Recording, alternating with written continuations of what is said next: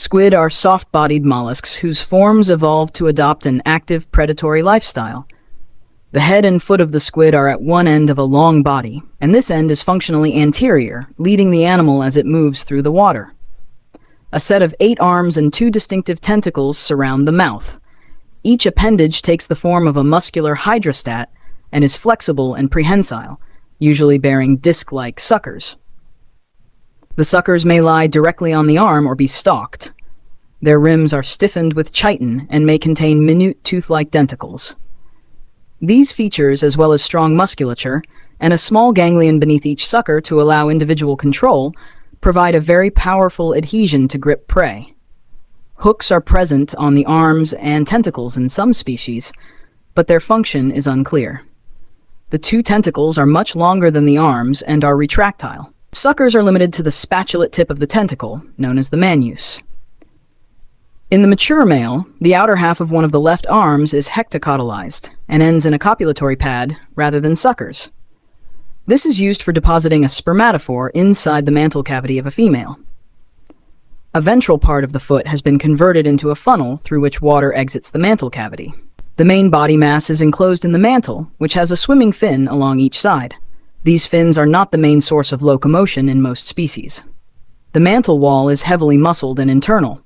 The visceral mass, which is covered by a thin, membranous epidermis, forms a cone-shaped posterior region known as the visceral hump. The mollusk shell is reduced to an internal, longitudinal chitinous pen in the functionally dorsal part of the animal. The pen acts to stiffen the squid and provides attachments for muscles. On the functionally ventral part of the body is an opening to the mantle cavity, which contains the gills, cnidia, and openings from the excretory, digestive, and reproductive systems. An inhalant siphon behind the funnel draws water into the mantle cavity via a valve. The squid uses the funnel for locomotion via precise jet propulsion. In this form of locomotion, water is sucked into the mantle cavity and expelled out of the funnel in a fast, strong jet. The direction of travel is varied by the orientation of the funnel. Squid are strong swimmers, and certain species can fly for short distances out of the water. Camouflage squid make use of different kinds of camouflage, namely active camouflage for background matching in shallow water and counter-illumination. This helps to protect them from their predators and allows them to approach their prey. The skin is covered in controllable chromatophores of different colors, enabling the squid to match its coloration to its surroundings. The play of colors may in addition distract prey from the squid's approaching tentacles.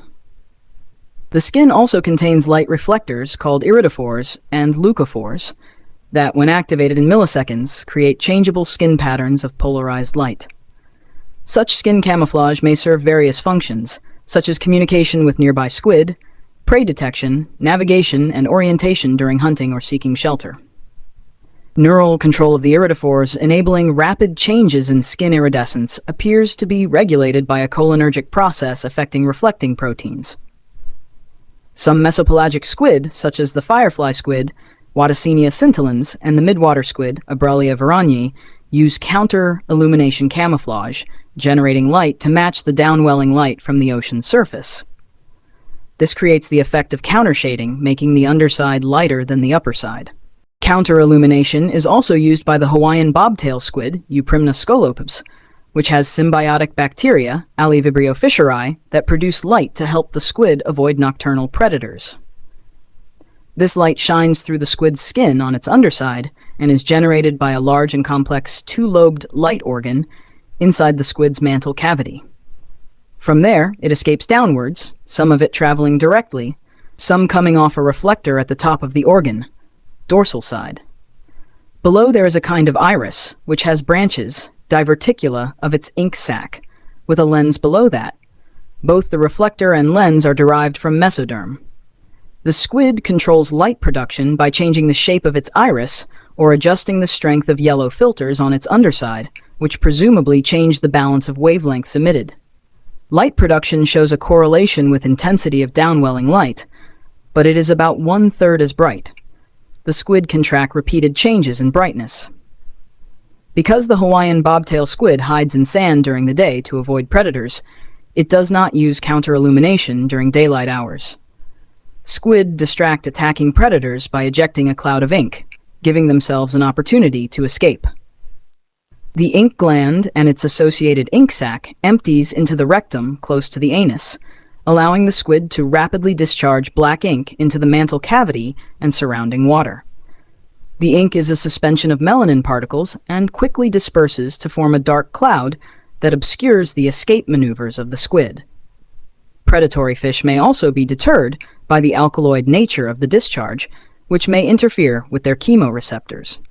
Human uses squid as food is often called calamari, adopted from Italian into English in the 17th century. Squid are found abundantly in certain areas and provide large catches for fisheries. The body can be stuffed whole, cut into flat pieces, or sliced into rings. The arms, tentacles, and ink are also edible. The only parts not eaten are the beak and gladius, pen. Squid is a good food source for zinc and manganese, and high in copper, selenium, vitamin B12, and riboflavin.